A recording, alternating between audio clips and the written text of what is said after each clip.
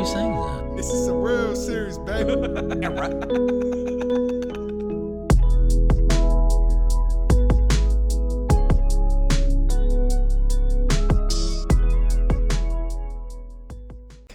Welcome back, ladies and gentlemen. Hello, everybody. Squeeze that Skippy if the Skippy is squeezed. I just wanted to fit in really quick. If you guys are watching on YouTube, just hit that like and subscribe, that bell button for the notifications. And even if you're on Spotify, Apple, just hit that follow or even download the episode. Stitcher. Yeah. What are all the other ones you put on there? Dude, a lot. We're on almost every platform you can be on. Like, I forget. There's like Podcast Freak or I forget what it's called. There's a few platforms. Podcast Police. There's a few platforms out there that I've never, like, why would you? There's some platforms that only let specific podcasts on there, but they're mainly like the really good true crime ones or something, which watch a TV show, please. Like, why are you listening to true crime podcasts? You're ruining the platform for us all, dude. Yeah, I mean, dude, it's literally taking a TV show, taking the video out, and then putting the audio online. I don't want to derail it too much, but basically I argued with my mom the other day about them. I was like, I don't get why America's so infatuated with true crime shit, dude. Like, you want to know what a serial killer's thinking? You really want to delve that far in? Well, I think, it's dominated by females. Of course. They're the ones that... They romanticize it, dude. I don't even think it's romanticizing. I think it's because almost all those true crime TV shows end with the dude getting caught. Especially like NCIS or whatever. It's those really good detectives that always efficiently find the culprit. Within a convenient timeline. You know? So it's just kind of like a feel-good in a way, possibly. It's almost... Because that's what I loved about the show House. Is because people died half the time. And it was like a real show. Yeah, you're right. You're right. It was such a good show on that, because most medical shows were just like mainly positive and like, but it went to like almost like a Joker-esque with like Joaquin Phoenix dark with like the mental state of House and how he went through like the mid seasons and shit. It was really good. Right. Yeah, I did watch House, dude. That was actually really good. I really enjoyed that show. Yeah.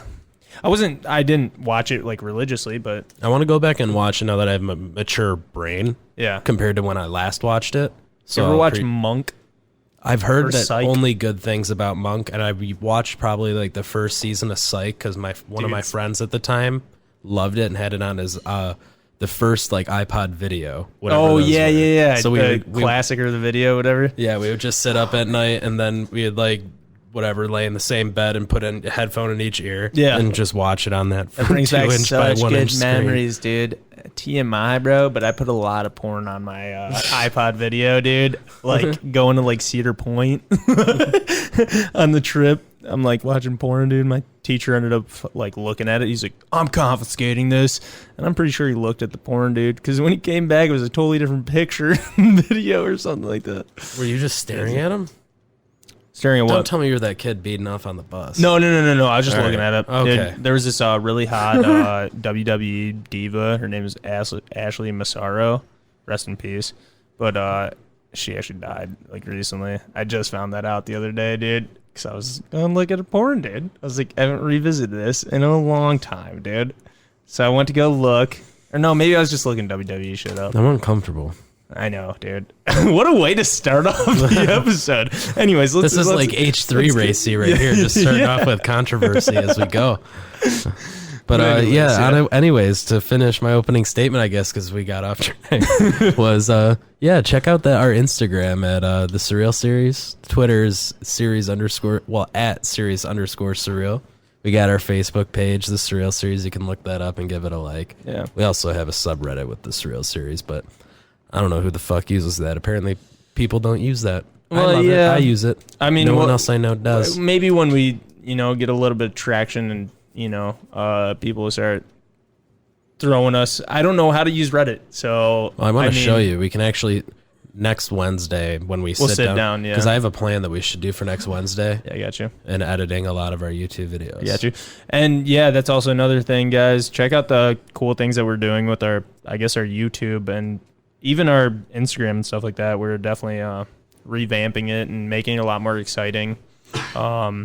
just like little things like adding intros to videos where it's like actually animated, drawing people in, shortening our, because we have a lot of complaints. Visuals to the music of our intro with our logo. Check it out. Well, one big complaint is our our intro is far too long, and I was like, gotta cut fuck it yourself, dude. I Gotta like it cut being that that way, shit. but yeah, we have to cut it. We do have to cut it Do it for for the YouTube. peeps. For YouTube, the for peeps. Spotify, it's still going to be the same length. So Yeah, Spotify, because there's that 15-second skip. yes, exactly. Same Well, with YouTube Apple. too, dude. I just don't get. Because it's just that arrow key to the right. You just Yeah. there, you're done. But anyways, if it helps, it helps, and we're just trying to suck up and be successful with this shit. Yeah, exactly. Because at the end of the day, the reason why we're asking you guys to like all this shit is simply because it is a numbers game. Yeah. And the only way that we're going to be able to progress and be able to get better at this from now on is we're trying as hard as we can. Believe me, I spent the last week editing our episode 13 Mac Miller video. Yeah. That's all I put my time into for the past 5 days. You know, like we're putting in the time. Yeah. Especially Barry with those thumbnails. Go check those out on all the videos. He Yeah. updated all of them. Yeah, and I mean, there's a little project that we have in the works for thumbnails too, so we'll probably release that at some point in time, a little bit down the line. But I mean, yeah, it's simply we want to spend more time doing this, and the more time that we can put into this and not have to worry about our current jobs. I mean, still we're gonna have to work, but if we can work less and put more time and effort into this. And not depend on that Yes. as our only, like, even if we get some amount of money from it, that's not even what we're trying to get from this either, is money from podcasts right Yeah, away. yeah. Even we have 80 viewers per, the last 3 episodes on YouTube alone. 80 views minimum on the last 3. Yeah. So, like, Yeah. those are 80 people, 79, because on each one of those videos we've gotten a comment. Yeah. You know, so those... Just asking, I guess we're just asking for a little bit more interaction. Yeah. For the Tell us sake what of- we're doing well, what we're doing wrong.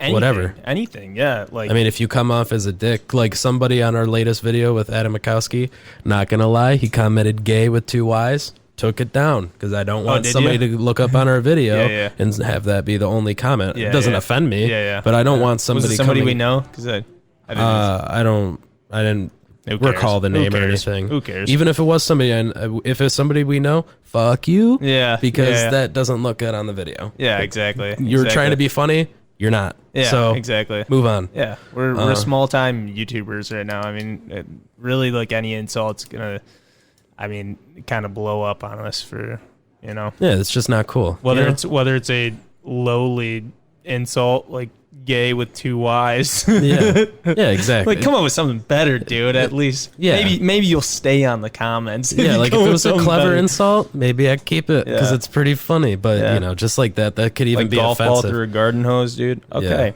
okay. Mm-hmm. I'll keep you up there. Yeah. So I mean, yeah, that's all we really wanted to touch on with that. Yeah.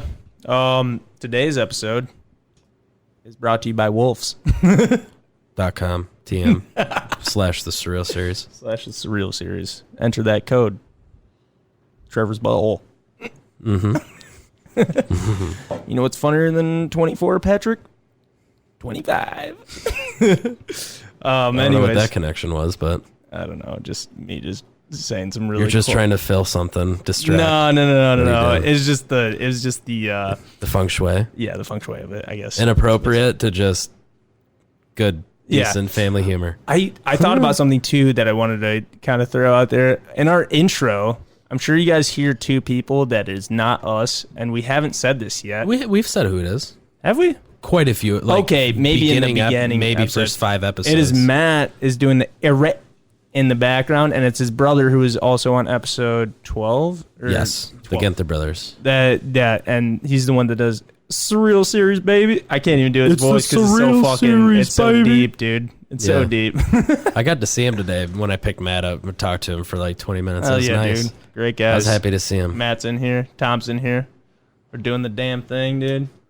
Tom and Matt, they're both loyal, helpful. Yes, And exactly. they're also very fun to hang out with. We have almost pretty Dude. much a tradition to go out to Amazing. eat after. Yeah, We get always some have a good shrimps. time. Bone apple Get that shrimps. deep fried shrimp. Bone apple shrimp. Anyway, so Do we want to just jump right in the meat of it, or do we have anything else that need to be addressed or talked about? I mean, I guess we can explain really quick what we were talking about so they can understand our episode strategies now. Because we want to go on a little bit more of I want to do personal presentation, linear vibe. So pretty much this episode, Bear, who's going to take the lead because he did a lot of research for Wolves this week. You'd be surprised. I did a lot of research, which means I read 2 books and watched a lot of videos. And I only got 4 pages of notes because what I wanted to condense it down to was things that you guys would still think is they're worth hearing. But I didn't want to go too in depth for you guys. You know what I mean? I wanted to keep it kind of vague and just give you an inside idea of like why they're such amazing creatures and let you formulate your own opinion on them. I don't want to really, do too much, but I think they're amazing part of nature and something that we can learn from, and that's why we were talking about doing this was, there's a lot to be learned from them. So, well, me and you both respect that creature almost the most out of any other. Yeah. I mean, like orcas, I think, are on par, to be honest. I love them just as much as orcas. Wolves of the sea, anyway, so it's just wolves. Yeah, they're just wolf style. Yeah. Like, I love the style of cats, and they are the apex predators because of their... I mean, you've talked about just the build of their front legs and how they're built, and cats and their retractable claws and how they hunt. Yeah, they can be a lot more independent. Yeah, but dogs' teamwork is the most unbelievable thing because I've been obsessed in watching wolf videos for weeks now too. And yes, exactly. They're just so fascinating in how they'll get rid of a bear that's near their den. Yeah, exactly. It's crazy. So I kind of messed up. Oh, no, I got both of them. Okay, I got both the names on there. So I read a book called Trail of the Wolf. It's by R.D. Lawrence. Of the? Trail of the Wolf. Gotcha. And the second book that I read was Wolf, Spirit of the Wild. And they're both really, factual books. I think Trail of the Wolf, if you're looking for, experience-wise, that was, I'd say, a lot more... It talked from the writer's point of perspective, not so factual and to the dot on everything. I didn't get through both books all the way through, but I got the meat. You know what I mean? The meat and bones. Accurately skimmed. Yeah, exactly. That's pretty much it. I spark notes them. Yeah. I actually read for once in 10 years almost. That's why I like this podcast, is forcing us to become better people through ourselves because we want to actually do good through it. So we're actually going to read. We're putting in the time to do this YouTube shit. It's fun, but I'm enjoying it. And I didn't even just get the wolf books from the library. I ended up getting a megafauna book, like a prehistoric megafauna book. I want to read all of them. Yeah, 100%, dude. I mean, I have to return it, unfortunately. So I might just, steal it. Steal it. No, they're gonna charge me $45 if I don't return that thing. But yeah, anyways, so let's just jump right in. So I mean, basically, what is a wolf to people? Basically, if you look at it was Native American culture. This is pretty cool. Native Americans considered them a symbol of wisdom and family, camaraderie and stuff like that. But a lot of other cultures, I think it was, and I didn't write the culture down, but it was English and Russian or something like that, looked at them as an embodiment of greed, cunning, and bloodthirstiness, which that's just two opposite sides of the spectrum. You realize, Native Americans saw the beauty in them, even though there is a terror to them, I guess. There's a terrible side. I can understand it, though. Terrible side. Yeah. Because, exactly. I mean, Native Americans, they're so one with nature that they probably hung out with, wolves intermingled with them. We have a lot of knowledge towards, almost, I think it was ancestors of Native Americans that came across the Bering Strait were the ones that domesticated wolves. So their people have been alongside of wolves, even moving into... Yeah, they hang out with them. They've been with them. And I can understand where, there's other situations where, maybe the Russians and English people, they didn't have that situation, and the only time they hung out with wolves is when they got a kill hunting, and those wolves came and stole their kill, hence the greed and the aggression and shit. Exactly. That makes a lot of sense. So, yeah, And so And you look at like myths, like a good thing that they brought up is like myths, like werewolves and stuff like that. That started from, they say it started from men and stuff like that, you know, terrible men like doing heinous things and eating people or whatever. And really also, hairy. yeah, and yeah, probably. Like me. But like they just do heinous stuff. And also there was like a lot of mental illness going around when like Black Plague was, you know, because it would drive people mad, you know? Yeah. But they would attribute it to, let's say some dude murdered somebody, and then there was a wolf seen close to it. And wolves were looked at as such terrible, ferocious creatures that they just chop it up as, that's a guy that turned into a wolf.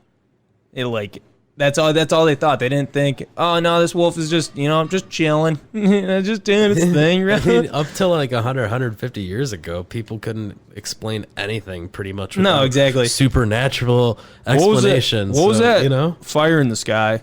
Well, clearly it was a dragon. Yeah. No other. Couldn't have been like a rocket trail, or not a rocket trail, a meteorite trail, anything like that. Definitely a dragon. No, it was a dragon. No, it was a dragon. 100%. What's that thing flying up there? Dragon. Every time anything. Oh man, they just chopped it up to dragons. I mean, wolves are like dragons. So wolves are fucking huge though, dude. That's what I want to segue into is so basically our understanding of wolves is like there is 3 different sects of wolves. So they have like the northern region wolves, and there's a bunch of different subspecies which I'll talk about in a second, but there's the northern wolves are okay, so wolves that are found farther north in the tundra regions have white fur. Yeah, I wrote hair. It's definitely not. You got a white toupee. And are about 80 to 90 centimeters at the shoulder, 80 to 90 kilograms. And 80 to 90 kilograms. That's their average size, which I don't know what it was in pounds. I just wrote it down and then convert it. Can one of you guys check that? Rate. Dude, it's big. So 80 to 90 kilograms. It's big. Yeah, I think that's kilograms are more than pounds. I think that's like 2.6 per pound or something like that. So it's like a 180 pound wolf or something like that. Probably more like 130 or 140. So 130, 150 pounds. How many kilograms? 80 to 90. 176 pounds for 80. Hey. That's close. Yeah. How tall is 80 to 90 centimeters too? Well, the shoulders were that far apart. Is that what that's? No, that's how tall they are at the shoulder. Oh, yeah. Okay. Which that's what they classify it at. Like, that's what they measure them at. 80 to 90. So 176 pounds at 80 kilograms. And that's a big ass dog. Yeah, dude. My dog's pretty big, and she's like 45 pounds, maybe 60 pounds at the max. I'd say she's like 60. Yeah, she could be. She got a little bit bigger. Yeah. Chunky. What's how many inches is that, or feet? So centimeters, it would be how many centimeters? 80. 80? Yeah. That's 2.62. 2.62 feet at the shoulder. Jeez, dude, that's crazy. So just kind of running through that, we got black and gray wolves, which are found in temperate climates like here in Michigan, all the way throughout, you know, the U.S. Basically, you'd get black and gray wolves.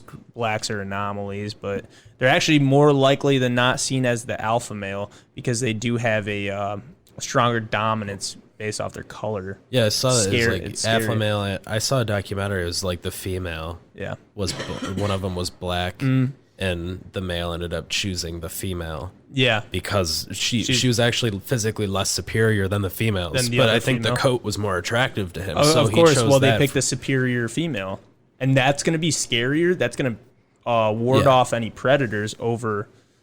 It's the same as you looking.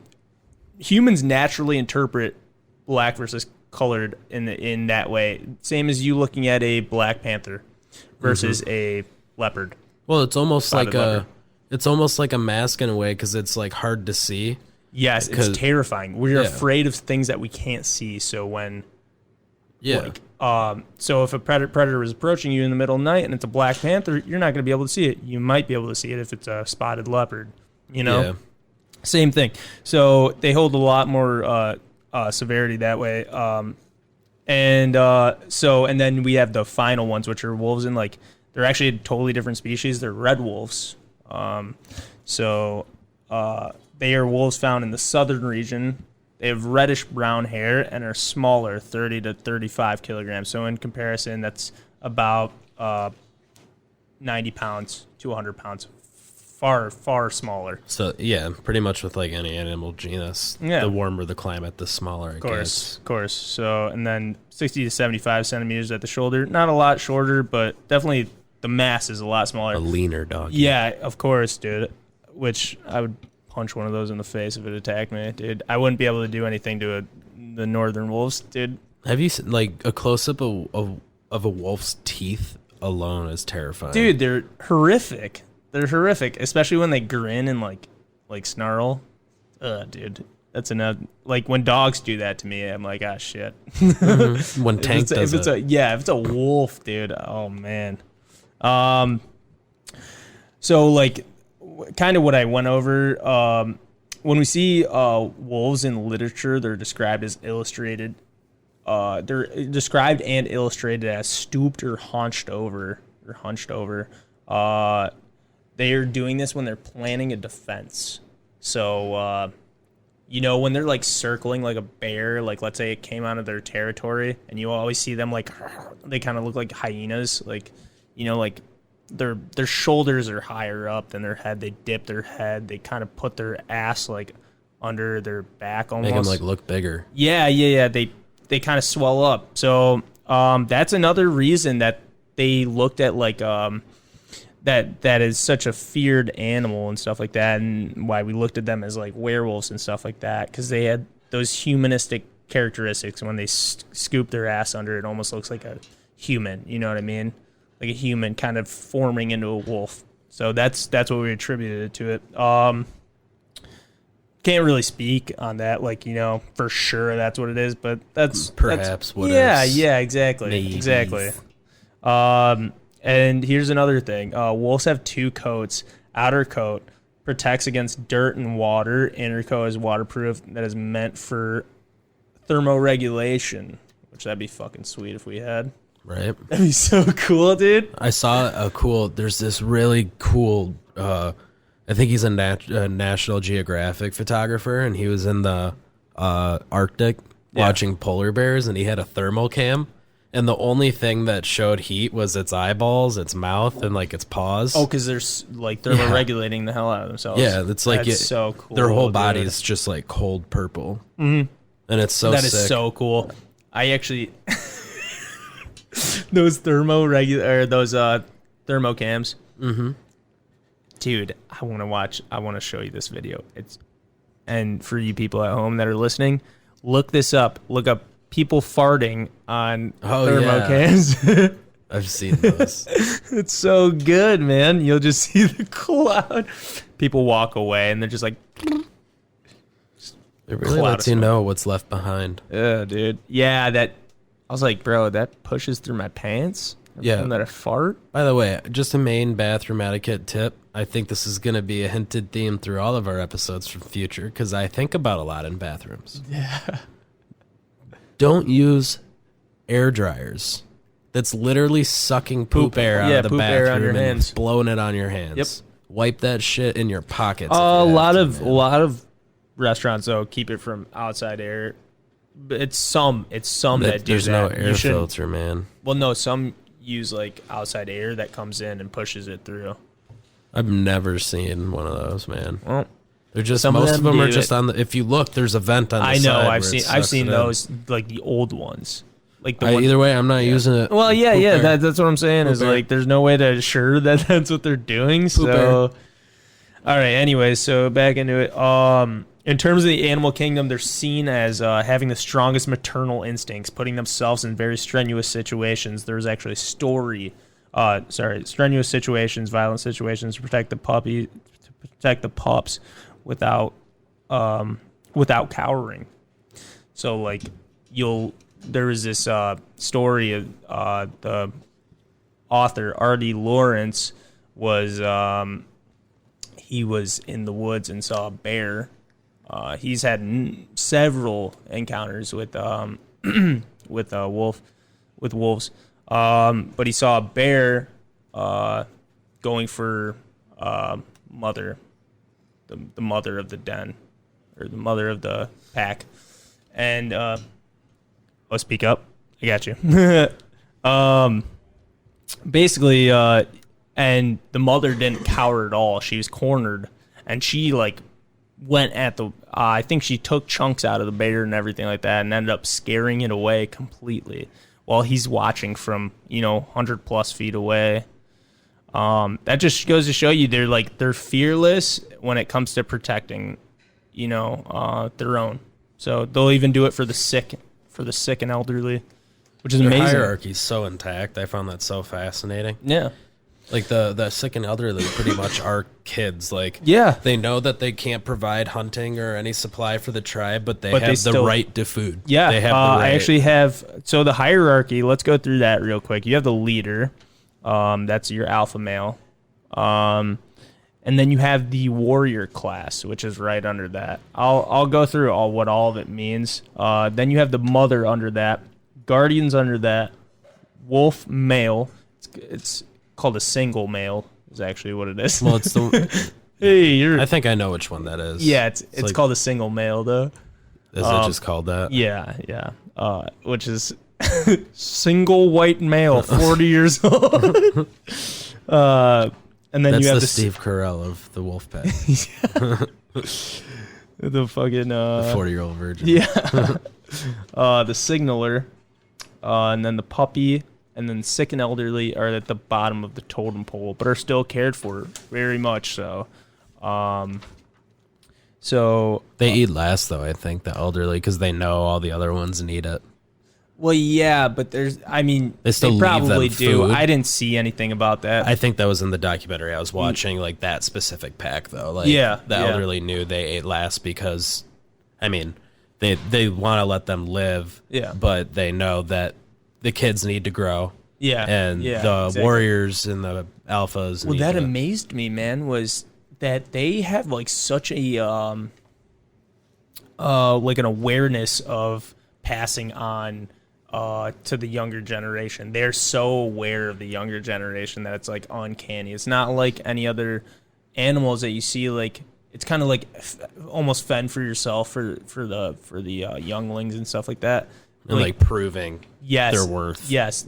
Literally, the alpha male will take food off the first bite because he always gets the first bite and drop it to the younglings just to give them the first bite. Like the liver and shit. Like the really good stuff. The good stuff, dude. Yeah, they will give it to the young ones.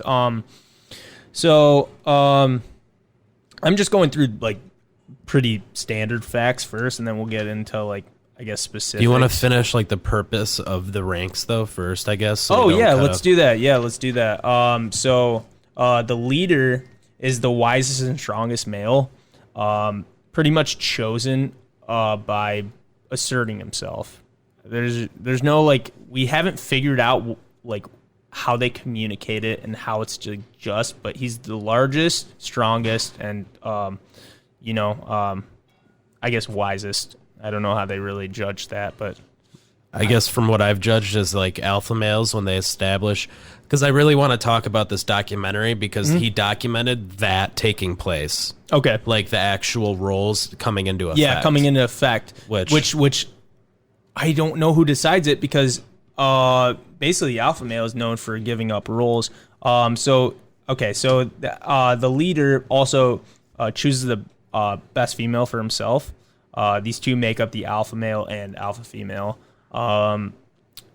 He's also responsible for the other pack members, taking care of them, making sure they're okay. Also, distribution of roles.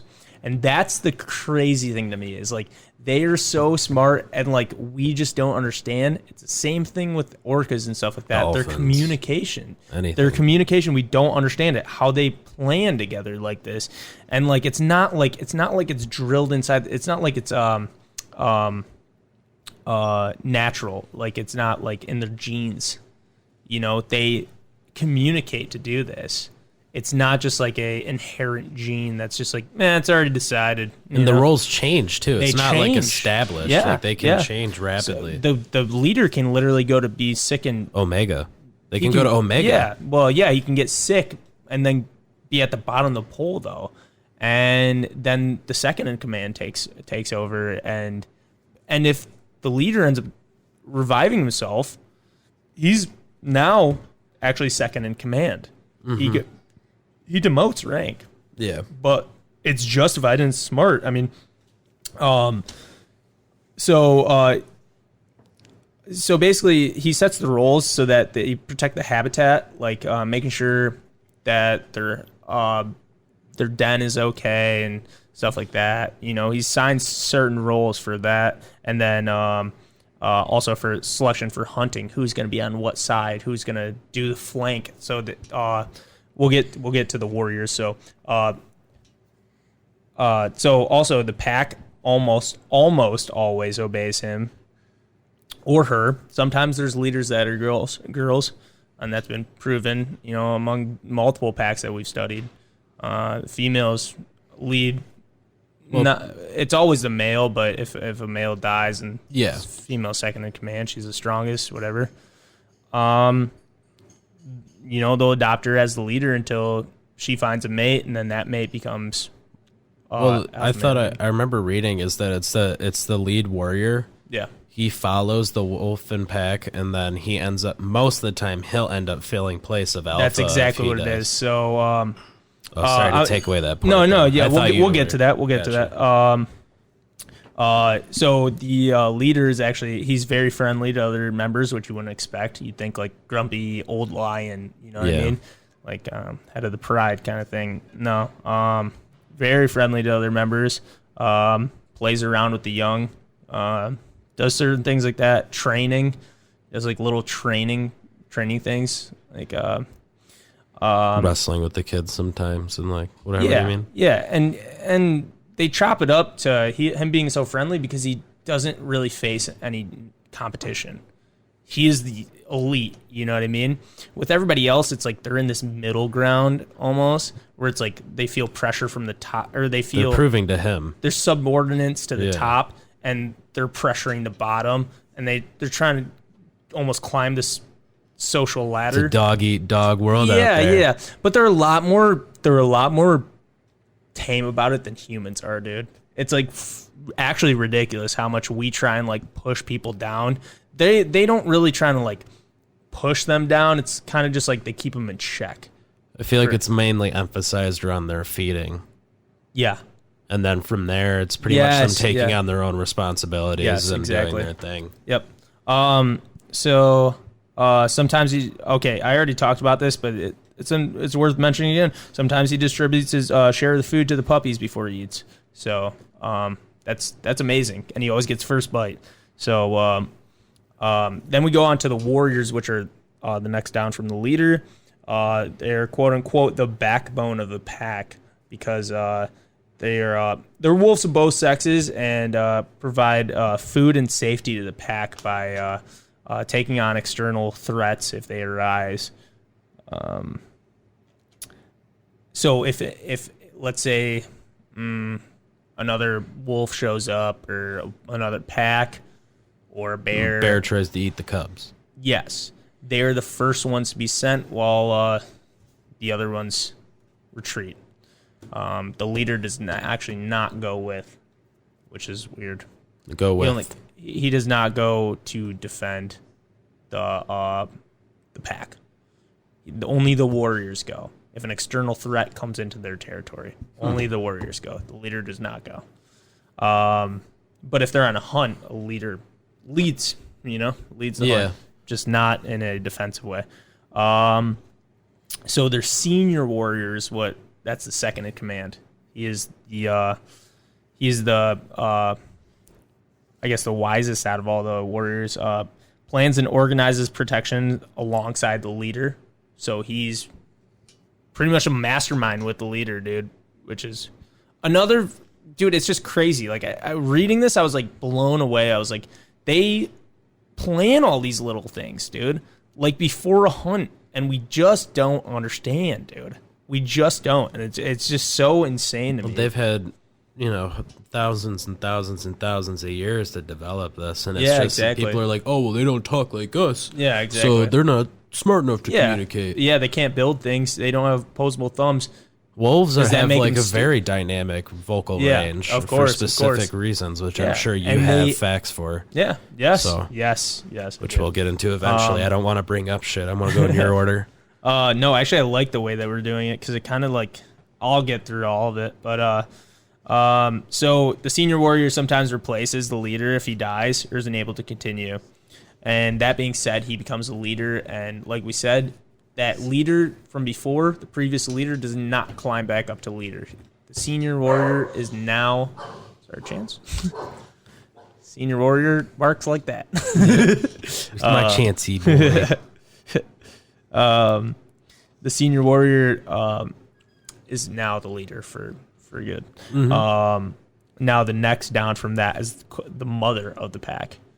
She's the adult female who's vastly experienced in raising wolf cubs. She cares and watches out for the puppies. Pretty self-explanatory, just keeps an eye on them, defends them if she needs to, but usually is not associated with any sort of violent nature, Yeah. If there's an attack on a pack, she will lead the puppies and weak members to a safe place while warriors take care of the threat. So that just gives you the idea of how important those warriors are, dude. Like, and splitting that pack, like, into different regions, because you need to know who's going to go defend and who's going to go... It's like a football team or a basketball team, hockey team, soccer. Like, the reason why the ones that are most successful is because they know what their teammate or their partner's doing at that time, so they worry about what they're doing, and it's all falling into place. And I think soccer is a perfect way of explaining it too. You have offense and defense. Yeah. Offense and defense, and middle field, whatever. We'll exclude that. There's specific purposes for like certain players or wolves. Exactly. Well, that's cool because you brought up earlier too is that shows that even the mother, because you said they have no violent like responsibilities for the most part, but it was probably the mother of the pack that defended itself from the bear in that situation. That is who it was. Yeah, that is who it was. That's cool. Yeah. Like they'll do that still. And the mother of the pack usually is the alpha female. So she's very good at defending herself. She is the most able of defending herself, but she's usually not in any violent situations. Now, she had her violent times of life. Now she needs to usually it's from the warrior. She comes from the warrior class and then switches over to being a mother. What was it? Okay, and then next down we have the guardians. The guardians are young members, older than pups or cubs, but not old enough to become warriors. Teenagers. Yet. Yes. They are basically in the teenage phase, dude, and they're like kind of ridiculous, and they kind of control the puppies way too much, like just like little dickheads, dude. They'll just be like, kind of toss them around and stuff like that. It's like when you're on the playground that's from 3rd grade to 6th grade and you're in 6th grade, Yes, exactly. You're like, I don't want to talk to you, you stupid kid. Yeah. Push him out the jungle gym. Maybe I'll never be like Push him out the jungle gym, break his arm, and then Brian Burkhart comes up to you and beats you up because of it. No. Hey, did that actually happen? No, it didn't actually. Can I tell you a story about a girl breaking her arm that got blamed on me, and it never... It's kind of quick, dude. I was so pissed because I got like girls to this day in that I went to elementary with still don't believe me, and I don't know why. Yeah. So it was back in kindergarten. It was the first half of the day, and I would take a bus from there to the church that was associated with my school, and there was a daycare there. So I'd go there until like 2 or 3 o'clock. My mom would pick me up after work. Yeah. So we have recess, and I was going to walk back inside, and it went from like the pebbles on the playgrounds they used to run in and shit, like the little tiny rocks that you would end up picking up and throwing at your buddies, having rock fights and shit, like in the playground. Yeah. Well, it went from that to grass, then to sidewalk, then going up a stair set to inside. Yeah. So, well, I walked out of the pebbles onto the grass and then right onto the sidewalk. I felt something hit me really hard in my back, and I just like took an extra step forward, and I looked behind me and didn't see anything. I looked over my left shoulder and didn't see anything, and I was like, "What the hell was that?" And so then I looked down to my right, and this girl's on the ground crying, just crying. Yeah. And I'm like, "What the fuck just happened?" Well, you know, I was like 6 or something, so I didn't. Was she say trying that. to fucking fly? And so I was like, How high up was she? "Huh? How high up was she? What do you when mean she how fell? high up?" How high up was she when she No, fell? we were on flat ground, and she just ran into my back and fell and like hit her elbow okay, on the I thought you were saying sidewalk. she like jumped off the playset and like No. hit you on accident. No, she was just like running, and I guess she was talking to her friends, looking behind her, not looking where she was going, and hit me in the back. Oh, okay. And so I was, they were like, "What happened?" And then she's like, "Trevor pushed me over and broke my arm." And I'm like, "What? Hold up." And I'm like, "I didn't even see this happen. You ran into my back." And then so going from on there into first grade, I'm just sitting there one time, and this girl that I went to school with, bless your heart, but you're still kind of a bitch for blaming me for this. Yeah, dude, that's If you're shitty listening. behavior, But dude. she was just like, she said, She's "Yeah, probably- you purposely pushed Catherine over and broke her arm." And I'm like, "Why is this even an accusation? I never did that." Dude, And you all could- those people take that into adulthood, though.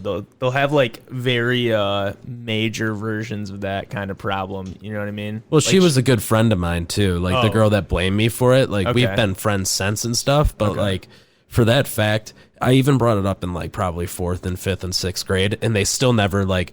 I even told them, like I brought up the argument to them, but it only got to the point where like they didn't say that I did it. Yeah, They were yeah, just exactly. like they just didn't say anything. Whatever. Like, "Oh well, Trevor said his piece. I guess I just won't say things, so he shuts up." But it's actually because I didn't fucking. There's a do it. kid, basically my arch enemy throughout high school, middle school, elementary school. And We all this have kid, dude, he was a dick. And I would chill by myself kind of, dude, and do cool. Like, I was a part of this crew called, what were we, dude? The Monkey Crew or something like that. And we'd, like, climb stuff on the jungle gym and stuff like that, dude, in elementary school. And I was like, all right, dude. And it was icy. We just had an ice storm. And, like, I'm climbing across this catwalk, dude. It was, like, octagonal steps that, like, went down and then back up, right? Mm-hmm. And they're spaced out. And I'm like walking across, and I'm on the second one, coming down to the lowest one, and I feel like a push from behind me, and I hit my chin on the play set, and since it was icy, it broke me right open, dude. You know what I mean? And Yeah. it felt like concrete, and I'm sure you can see the scar right under there. The lighting shit, bro. All right. Anyways, there's like a scar like right under here. I see it now. Okay.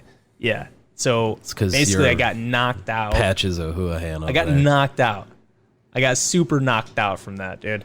And then It's right to the chin. oh It's yeah, on the 100%, button, dog. dude. That's why one side of my chin is like one side of the butt is a little bit bigger. Just a little thing. But anyways, so I ended up trying to say that it was him because I remember like when I was blacking out, I like I think it was before I fell. I like looked back and like saw him like stupidly running, chasing girls or something like that, dude. Mm-hmm. And I was like, dude, is this guy? And they're like, no, we're not gonna do anything. I was like, you just seriously? I could be fucked up forever, dude, from this. Yeah, I didn't You end don't up know. getting in trouble Yeah. from that, but it was still annoying that I had to live with that blame. And it's like, imagine going to prison for something you didn't do, Yeah. let alone how much you hate getting blamed for something you didn't do and not suffering consequences. Dude, But okay, so I actually had like a best friend though in elementary school, and I told him the story when we were in high school because he's a year younger than me, so he wasn't out at recess with me, you know. Mm-hmm. So I told him the story, and he was like, "No shit, that was you, dude," because everyone was talking about it, dude. I was the kid that got knocked out, and I was like bleeding everywhere and whatever, dude. It was like crazy. He's like, "That was you?" I was like, "Yeah." Like, look at my chin, dude. It's all fucked up. Anyways, Okay, back to it. Wolves. Yeah. Where did I leave off? Guardians? Yep. They're the kid. Okay, so they're teenagers of the pack. They control the wolf cubs, but completely obey the mother of the pack. They have no choice but to. Mm-hmm. And then we have the single male without a family of his own. So sad, dude. It just sounds like some 40-year-old's Tinder profile. He helps to raise others' cubs. So Yeah, I heard that it's he's the mom. he's like a puss McGuss, dude. The mom feeds and emotionally takes care of the pups, but he teaches them things and hangs out with them and actually. That's exactly because what the alpha male and the dads that aren't the single male, they're usually the warriors and the alpha, so they'll come and play with their kids more as a bonding experience. But then they leave all the schooling. He's the teacher of the kids pretty much when it comes to physical. He's shit. a super puss McGuss though, dude, because he's not strong enough to stick it out with the warriors. Well, you never know. He might be cucking the alpha wolf on the side. You never know. You never know, man. Could be. You don't know. Making him. They're smarter than we think. They're probably making. They're probably making Ooh. stepsister porn and shit on their. God. On Wolf Hub. That's the title of this video is Wolf Hub. Single male wolves, age 40. Wolf Hub. Pay for nudes. I have single lady wolves in my area Wolf ready Hub. for me on Wolf Hub. All right, so then we got the signaler. The signaler, basically self-explanatory. He signals when shit's going on.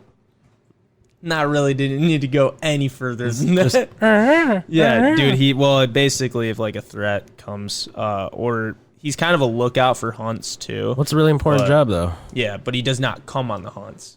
He looks. He helps protect the family, right? He's you ever watch Thor? Yeah. Okay, so Heimdall, the dude that just watches, and he opens the Bifrost Bridge. That's this guy, dude. He's just a big black Idris Elba.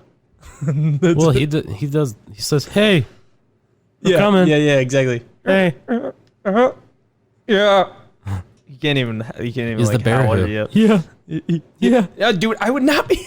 Yeah, they're coming. I would not be the signaler, dude. Yeah, you're I'd be the alpha dude. wolf. No, bro. I wouldn't even be that. I'd be the senior, dude. You'd be the single male. No. Yeah, dude. But mainly for the fact you'd be McGuss, teaching the dude. kids karate and shit or taekwondo. Hey, I'm no puss McGuss. I will teach you taekwondo. I will teach your family taekwondo. So then we got the puppies, which are below that. They have literally zero responsibility. They fuck around all day. They just do whatever they want. They should whatever they want. Grow. Yeah, exactly.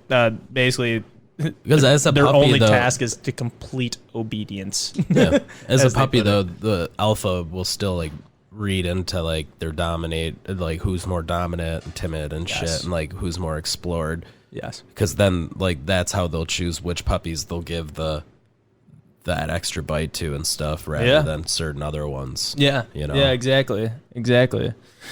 Well, yeah, they're showing their roles. It's a crucial time for them. They show their roles, and especially when they get up to that guardian stage, that's when everything kind of ticks in motion. How they'll be trained and shit. Yes, exactly. That's they did not do a good enough job.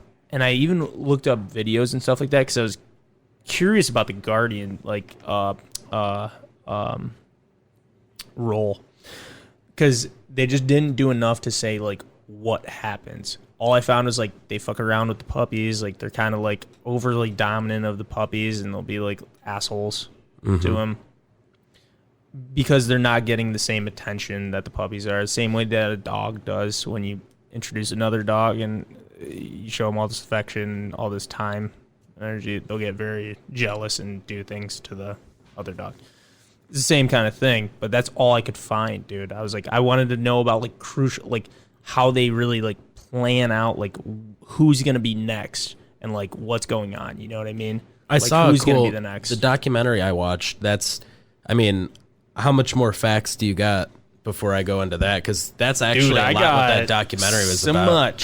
I got so much, dude. You want me to just go? Because that's really what that documentary is about, is them establishing the roles, to be honest. Yeah. So let me just get through a couple little bit more. Because I don't want to cut you off. You're in your stream of thought. I actually want to talk about the story, though, about the guy, R.D. Lawrence, that story. And we can talk about that at the end. I'll just save this page for... basically, I wanted to know more about that. So after the puppy, though, you have the elderly and the sick, which is the lowest that you can be. And at every point, somebody becomes an elderly and sick, you know? They climb the pole to become the bottom of the pole, which is okay. I mean, they hella take care of them, dude. They always have the right to protection and food. So that's never exhausted or anything like that. That privilege is never exhausted. Yeah, wolves aren't like other creatures where like they'll just leave them for dead and just leave them like and watch them like home. If they get away. Yeah. If they get away from being eaten alive right now, sick. But if they don't, like most prey do. Yeah. Too. Yeah, exactly. Like they're not like that. Or some animals, because a bear, if their cubs get killed by another bear and then they fight off that bear, they'll just turn around and eat their cubs. Yeah. After the cubs are dead, they don't give a shit. Exactly. Exactly. Dogs mourn. Like for weeks. That is very true. There was what was it? Their leader died. It was another story. This was in the second book. This was not in this was in whatever that other book, Wolf Spirit of the Wild. The pack wouldn't hunt. They wouldn't go on a hunt. They had lost their leader. They would howl at, I think it was like 10 p.m. or something every night. It was like commemorance howl, and they'd howl like by his dead body and stuff like that for like an hour every night, and they wouldn't go on a hunt, though. Like, it's almost like they were like punishing themselves for it happening. Like they're fasting, like. Yes, exactly. The only things, they would catch small vermin during the day, like rabbits, and feed them to the young. That's it. Mm-hmm. That's it. Yeah, so it's so strange, dude. These behaviors, man, and it's not like wolf wide. It's not nationwide that happens. It's certain packs act certain different ways, and certain packs use this strategy, and they're exactly like orcas, dude, in the same way, and dolphins and stuff like that, where they have such individuality to their own language, locale. Like, well, yeah, the locale and like their language, how it's totally. I don't know different. about the language so much, because you're saying with orcas, like if you took one out of the Atlantic and threw in the Pacific, it wouldn't be able to communicate. Yes. Like it learns a whole different subset of skills and communications. Exactly. But as far as we know, we've never really done that with wolves before, so I'm sure it would be similar to that. That's it. I just meant strictly orcas that you were bringing up. So when a lone wolf moves from one pack to another, it's close enough dialect that they could probably, you know what I mean? I've heard they're that not they moving instantly crazy adapt their pitch too, so that for like roll calls and shit. Yep. So they'll sound totally different than they would in the previous pack. Yeah, like completely like they change after the first one. Exactly. So speaking of a lone wolf is a grown, strong wolf that refuses to obey the leader. Not in an aggressive way. It almost never ends up aggressively, which is crazy. It's literally just like maybe a nip or something like that, and then the lone wolf will leave. And basically, the way that you know if like somebody's submitting, so the way that you can tell if some wolf's going to become a lone wolf. Well, first off, he's looking away from the leader. He'll move his head to the side or something like that, but he won't submit his stomach. So like the leader will always like show his teeth, and but grimace. Yes, exactly. So he will show his teeth, but the lone wolf, the soon-to-be lone wolf, will not cower and show its stomach, lay on the ground, roll over, show its stomach. It will just soon after just leave. It's almost like they say goodbyes, though. It takes a little bit, and then they leave. They will go up to other wolves and like almost say goodbyes and then leave. It's very strange. Not actually even strange. It's something that we see in our culture, but when you see it in an animal, it's like so like it's hard to explain, dude. It's otherworldly. And I think that's something to highlight, though, with wolves, though. The reason why humans domesticated them and, like, got along is because of how humanistic they are already. Yeah. In that sense, and Yes. how they treat each other. What's that word that means, like, you give human characteristics... Anthropomorphize. Anthropomorphize, yeah. Yes. Yeah. What's up? Matty boy. All domesticated animals are domesticated due to the fact that they have family values ingrained into their beings. That's why we're able to. That's why chickens with pecking orders. When you establish to the chickens you're the top chicken, and they just think you're a funny looking chicken. Yeah. That's it. What is the top chicken called? You know? Well, I know the rooster, but there's like a certain name about the cock. A cuckle. I think it's the cock. I don't know. Anyways. I don't care. That's a fucking Big chicken. dicks. It's a fucking chicken. Dude, chickens are cool. Yeah, but there's too many of them. Yeah, that's true. They make nuggets. Any animal that makes nuggets, dude, don't respect it. I'm just kidding. So wrong. So we went elderly and sick, lone wolf. Okay. And this is actually really interesting. So you can literally look at a wolf pack. Let's say they haven't been observed and you don't know the roles. You can know the roles by simply looking at their tail position. So if the tail's up, you know, Their lead. the tip of the tail is higher than their back. That means that they're the leader. And it's basically bringing it down shows like the lowering rank. So second rank, usually warriors, have a very parallel to their body tail.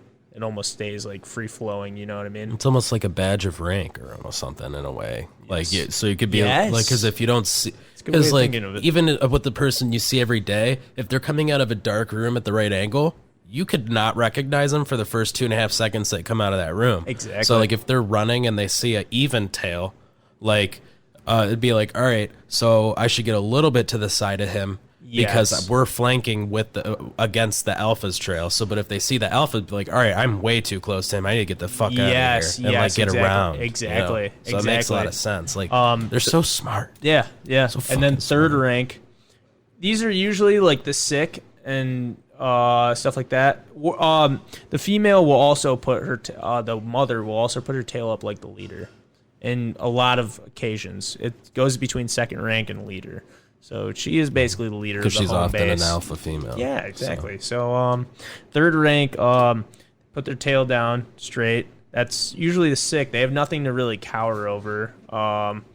Lowest rank, usually the lowest rank, and that's the fucking Puss Magus, single male. He tucks his tail under his ass, basically, like over by his crotch almost. Submissive. Yeah, exactly. It shows a cowering. It shows just cowering. Basically, even though they have these ranks and stuff like that, it doesn't put much pressure on the pack or like an order. You know what I mean? Or like moving up or going down. Everybody pretty much accepts their roles. There's not really usually any fighting or violence in between them. There's no aggressiveness between, lower people and the higher people. The only aggressiveness I've seen is when they're feeding. Like if one's out of rank and it tries to eat out of rank, then they'll like run up and just like body slam them really quick. Yeah, and, like, pretty get much. outta here, dude. Or nip them. Or Yeah. just give them a quick nip. Yeah. So basically, and I just want to go over just a couple more things. I have so much, dude. This is honestly a good episode. It is, dude. It is. I'm hoping it's interesting for you guys. I'm hoping you're learning something, and just I know we'll fine tune this. So I mean, it doesn't sound like I'm reading off so much, but I tried to word it so that it's as entertaining to you guys as much as possible. You know what I mean? As Barahoo. Yes, exactly. I'm not bringing myself, but because I'm trying to focus on the conversation at hand too much, I feel like. But either way, basically, so we go over what is a wolf. They all came from a carnivorous ancestor of the Canadae.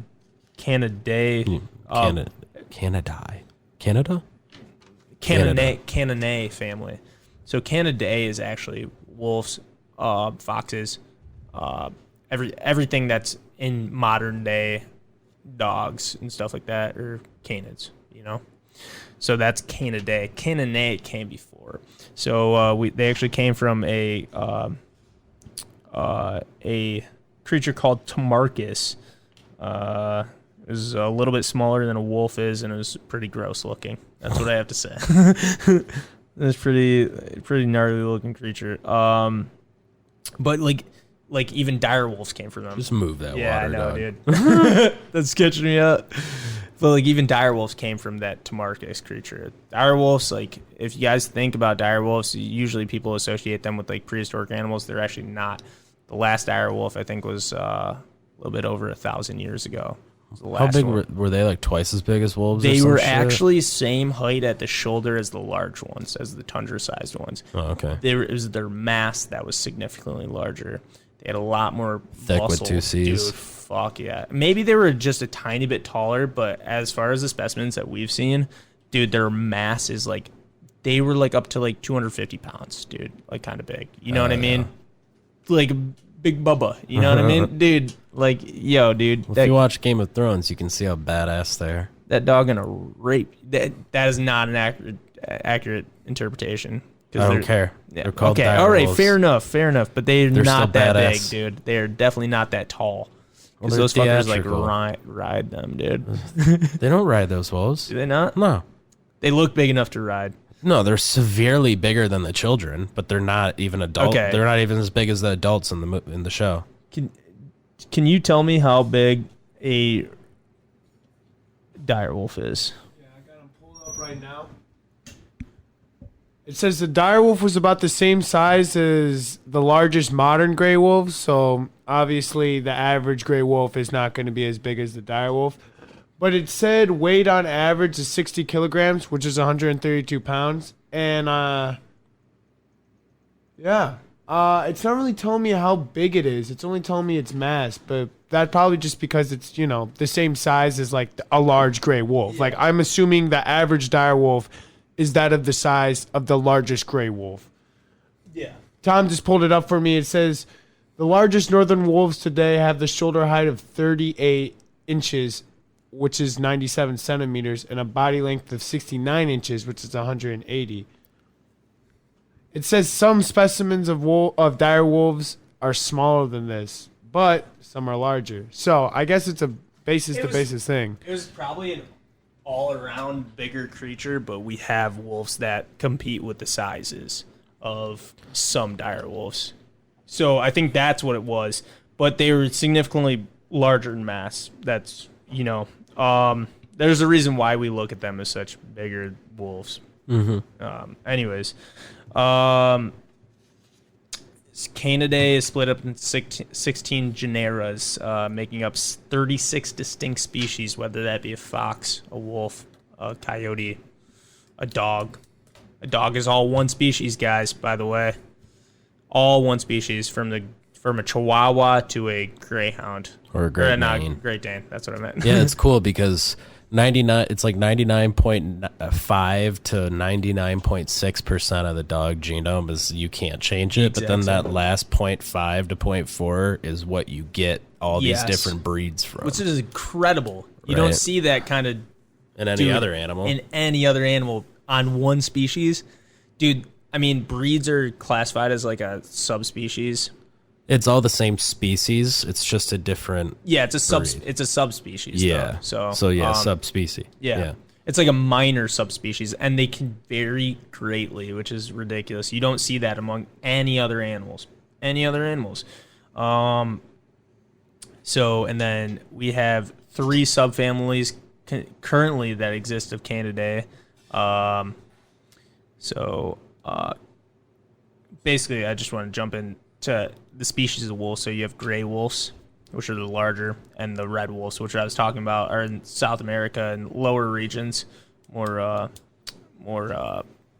I don't know what kind of climate that would be. Tropical?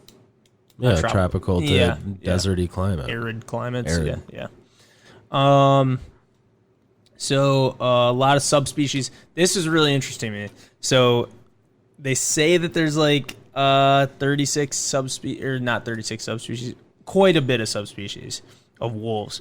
But the problem is most paleontologists fit into one of two categories. There's the lumpers, which seek to simplify the family tree by recognizing fewer subspecies.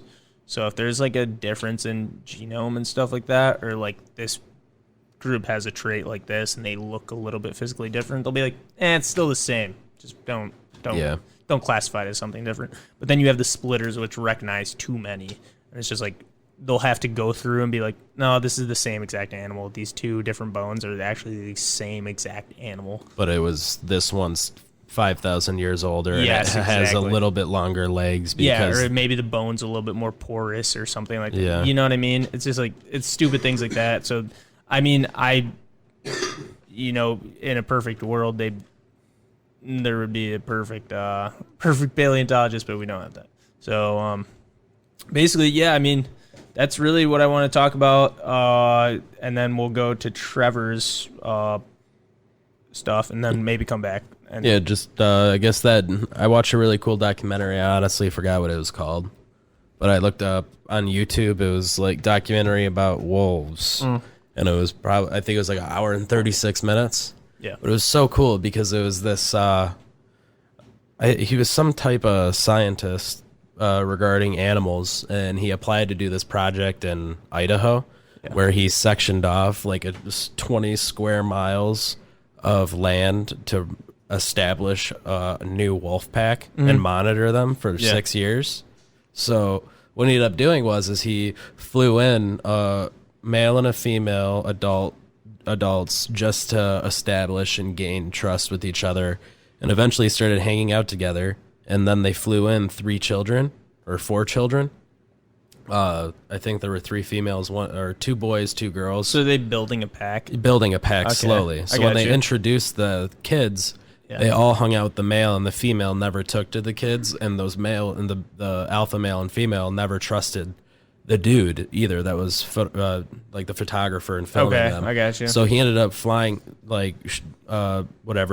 tranquilizing them and flying them out to a natural a habitat where they belong, and getting 2 more males. I mean, one more male and one more female. female? Okay. Yeah. So then they ended up trusting him. Okay. Well, actually, he didn't get those. He actually waited for those pups to grow up. Yeah. And that's when he shipped out those 2 adults. So then those 4 pups. So were they at came the into- guardian stage, like that, like teenager? They were at stage? the guardian stage, up a little bit older than that. Flew out the adults, and then they grew up, and that's when it showed. Like he showed that those pups, because they trusted, he raised those pups and then released them. So those pups trusted him, but there was a brother that was very cowardly, and another one that was very curious. And so as they grew up very quickly, even with the adults still there, it showed, and he got the rewards from the meal first because of how Became much the more alpha. courageous he was. Yeah. And after those adults left, that courageous brother that was actually younger became the alpha, and then the older brother became the omega. Yeah. Yep. And he never left that omega role. Exactly. So, but what was really cool is they shipped in 3 more puppies, and raised them, let them in. And so eventually the entire pack assumed their own roles. He would feed them, bringing in deer carcass and shit. If they couldn't find anything on the land. Okay. And after 2 years, they pretty much, for the first 2 years, they lived in a little hut outside the wolf, lock-in. Enclosure. Enclosure. Okay. Yeah. And then after 2 years, they actually moved in. And while they were moving in, the wolves were like, "What's up?" And they're like hanging out, watching them build their thing all day and shit. And so That's super cool. For the next 4 years, they were hanging out with these wolves, and the wolves, whenever they would come out, the wolves would follow them all day and hang out and watch them shovel snow and cook their food. And, non-ferocious, just they would just hang out. Yeah. And they would go out into nature and hang out with these wolves, and sometimes they'd come up, and they actually built a personal relationship with these wolves. Yeah. And they would come up, the alpha male would come up and say hi, and then after that, there would be times where the Omega wasn't allowed. They wouldn't be allowed to come and say hi because that's a privilege to the alpha and some of the warriors. Okay. And like the alpha female. So the Omega would sneak over there sometimes and say hi without the alpha seeing. Otherwise, they'd get punished. You know. Yeah. So like they'd come over and say hi, but they never walked up to the wolves. They let the wolves be like kind of like when you're introducing yourself to a dog, especially a rescue. Like you let them come to you on their terms and shit. Yeah. So it was a very fascinating documentary seeing the wolves and their just like the hierarchy of roles take place. And just he was very you literally watch it being established. I don't want to. That's a lot better. I can't give it enough like credit to even describe that. We'll try and find it after. Maybe let's put it in the description down below. Yeah. So if you guys want, it won't be that hard for me to find it. It's a really good. How long one. is it? The entire thing? Yeah. It's like an hour and a half. Oh, dude. Hey, if you like wolves enough and this interests you enough, go watch it, dude. Because an hour and a half is. Yeah, something was really cool about it at the end, though, too, is they ended up as like, because it was part of a project, they applied, so they had to let the wolves go 100%. and actually release them in a natural habitat. Yeah. So I think it was in not Colorado, I don't remember which state, but they ended up releasing them and came back a year later. Yeah. The wolves were so fucking excited to see them, Hell too. yeah. They were flipping out. All of them came over and said hi and recognized them, and it's just really fascinating. That I don't want to talk about it too much because I can't give it enough glory. It's a really 100%. Good documentary. But that just like shows you, dude. It's so crazy, man. When that's a glimpse into our past, though, is like how those people befriended a pack just by simply feeding them and little things like that. Just being near them, living. Being near them, yeah, exactly. And not being afraid of them. That's the biggest thing. Is like they're really animals can sense your fear. They're empathic, empathetic. Just as we are, they can feel your emotions towards something. Fear definitely gives them the upper hand. It's been proven that some dogs can even sense cancer in people. That's pretty crazy. Like they can almost smell it in the air almost. I don't know if they've specifically said it's almost a smell, but I think they related it to olfactory senses. That's crazy, man. That is crazy. But like, yeah, you literally just watch like history, like the beginning of man, kind of beginning of. What's it called? When we, I'm just totally spacing out. What is it called when you breed animals? A breeder. No, domestication. Domestication is what I meant. So we literally watched domestication happen. Not breeding animals, because you can breed wild animals. I don't know what I'm thinking. Anyways, so you watch domestication happen literally right in front of you. But that's just the beginning steps. Dude, what we were talking about earlier, though, about the howling, this is pretty nuts.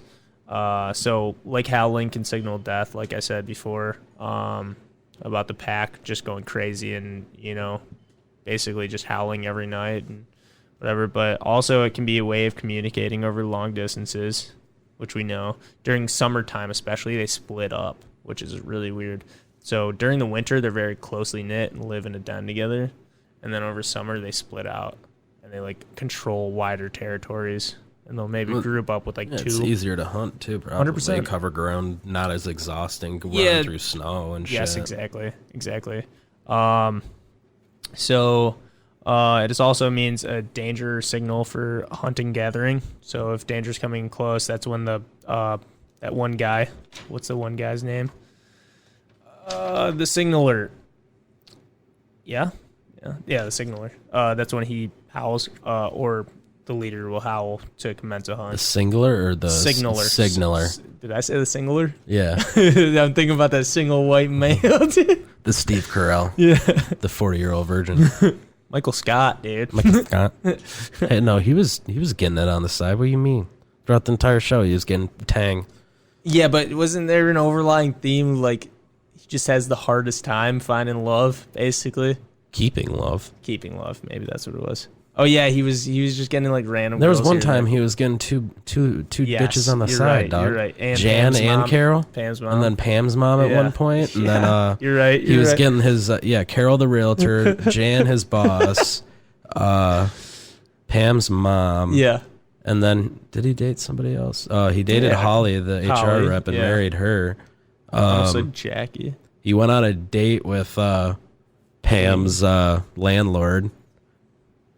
And then he also dated that chick that had an affair with him, that her husband was the baseball coach. Oh, yeah, dude. So he was getting it, Okay, dog. fair enough. He was getting it more than us, so. Dude, this Good is for the Michael. coolest. This is the coolest thing. Okay, leaders howl first always. That's not the cool fact.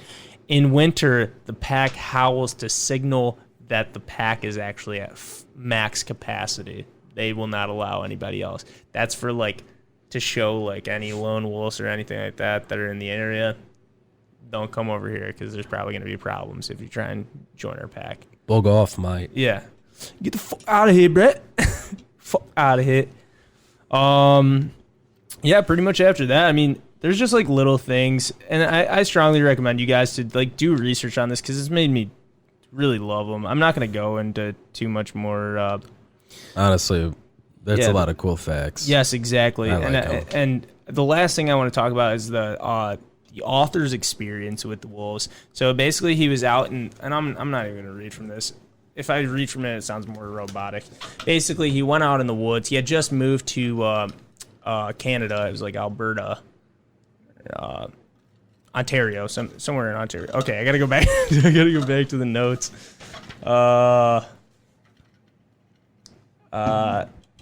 2 months after. Okay, 2 months after moving to Ontario, he moved to a cabin, and he's actually a biologist, which is really cool.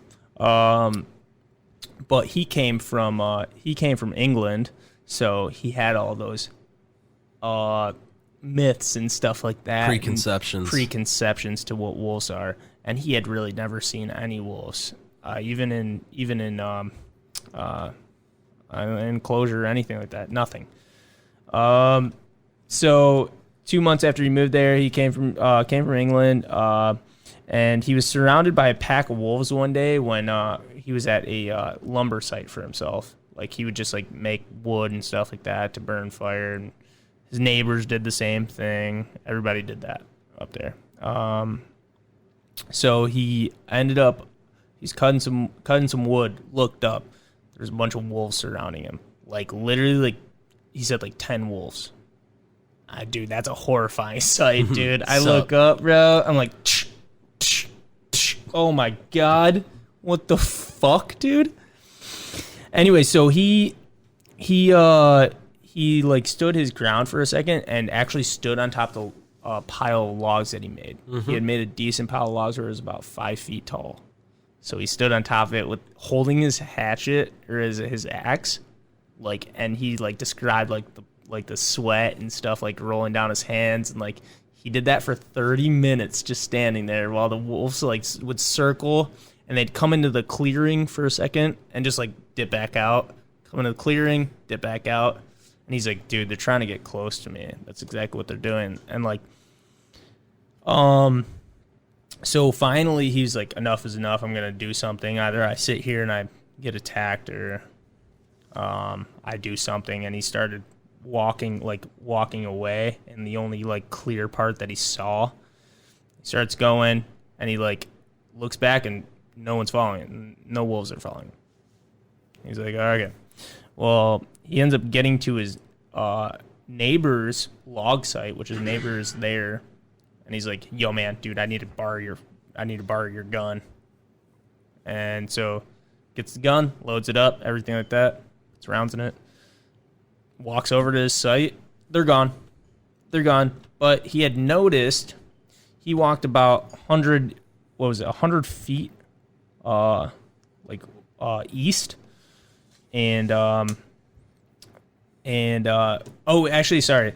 Let me not stray from this. There's piss all over everything. He had dropped the axe and everything like that, and fright, and a couple other things he had dropped. And there's like piss all over that, over the logs, and all over the trees and surrounding trees in the opening. So basically, they're trying to tell him. The wolves were trying to tell him, that's theirs. This is ours, dude. Like, please just stay away. He went over and saw that there was a deer carcass that had probably been that was fully consumed. And he thought to himself, he's like, well, I haven't been gone long enough for them to fully consume a deer carcass. So he thinks that he had walked in on them eating and stuff like that. Which normally that's a no-go, dude. With most animals, if you're walking around their fresh kill, dog, you're dead. You're dead. Any predator, you're dead. They're not going to let you even get close. But basically, he had noticed like the way that they were acting, like they were all hunched over and, you know, trying to scare him, trying to defend themselves. They weren't being aggressive. They're just kind of saying "fuck off." Yeah, they were like, and they showed so much like restraint, and like that made him like really like notice how beautiful a wolf is, and like that's the crazy part about all of it, man. Is like when I heard that story, I was like, wow, that's insane. And then he had a bunch of other experiences with wolves. He's had like, and this book was written a while back. He had 15 experiences, you know, by that time. So all of them being equally as like unique and just insane, where it's just like, oh my God, you like learn something every time just being around them. They're such beautiful creatures. Anyways, so that's where we're going to leave that off, I think. Yeah, we got other topics, I guess, to cover. Yeah, exactly. Let's get into the articles and stuff. The meat and potatoes. Yeah. Let's get to potatoes. We already went through the meat. You know, eat your fucking vegetables, dude. Let's get the vegetables. I guess. You got anything that you found this week? No, honestly, I didn't really find too many interesting articles. I saw a lot of things about animals, but other than that, I spent way too much time on this. I got a couple good things, and we'll kind of wrap up soon. But I found there's this lady, and she was selling, what was it, cookies or something online. She's like, she showed a picture of her like rolling out the dough or whatever. Dude, I want to find this. Come on.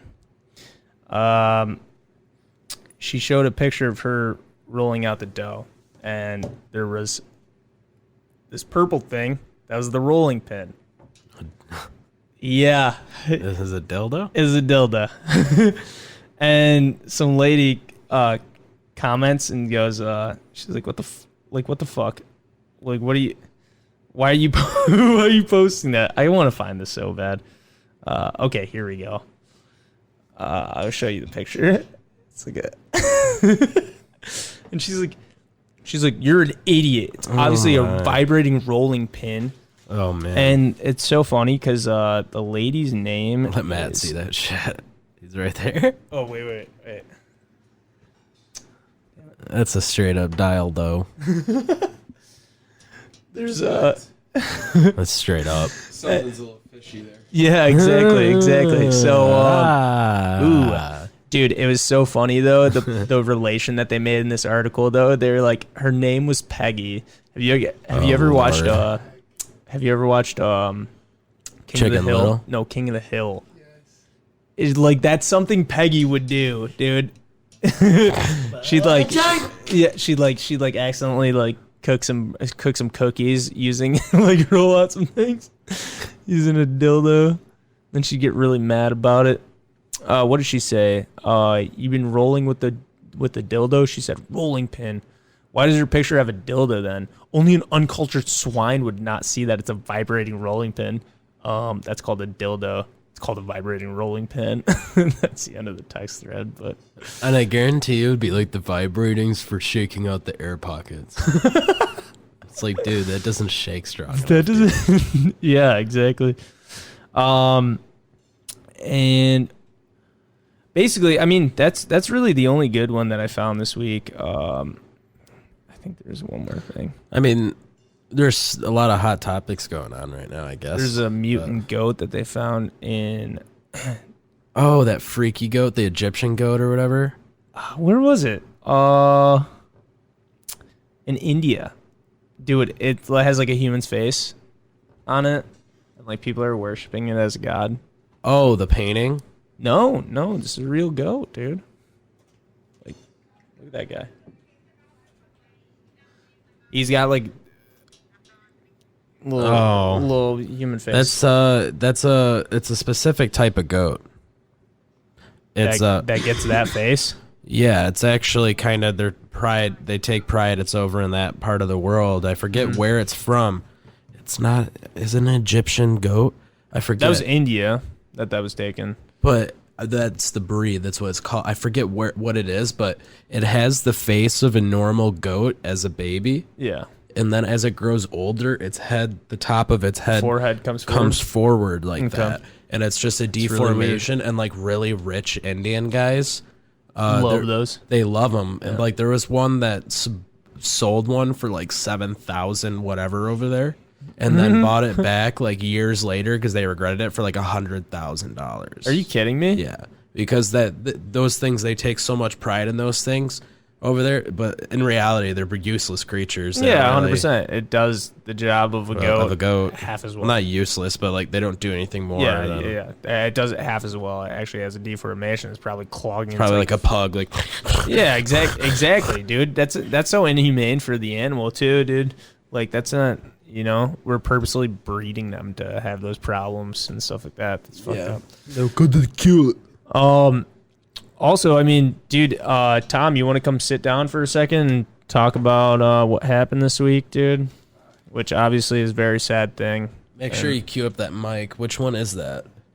3. Yeah, it should probably be good. Yeah, we're having a little.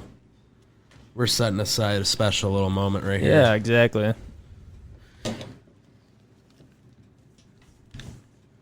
All right, this thing's on.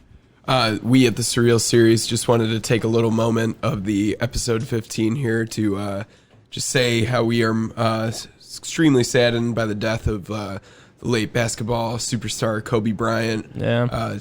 41 years old, too young. Yeah. Daughter died, as daughter well as and- seven other people in the helicopter crash. Yeah. It was like a coach and his wife and kids, It was dude. a coach and his wife and their daughter, and then a mom and her daughter, and the pilot and I think there's another person.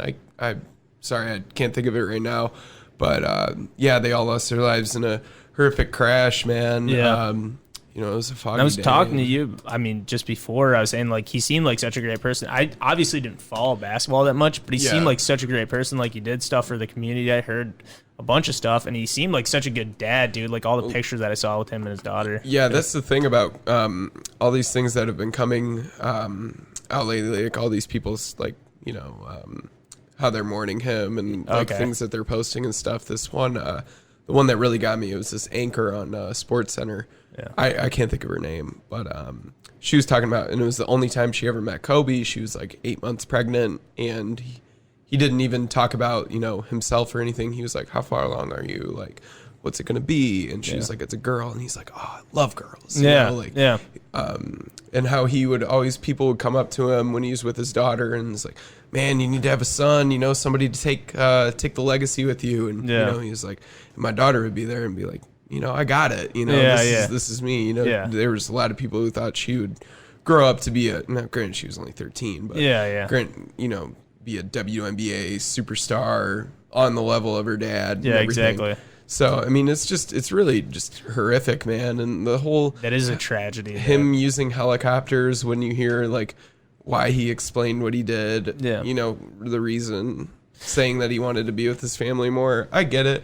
Dude, that's very sad, though, and that chops up to him being such a great person, is like he wanted to take those little things, like even though he was so important. And that's also something that kind of upsets me when people say, well, why didn't...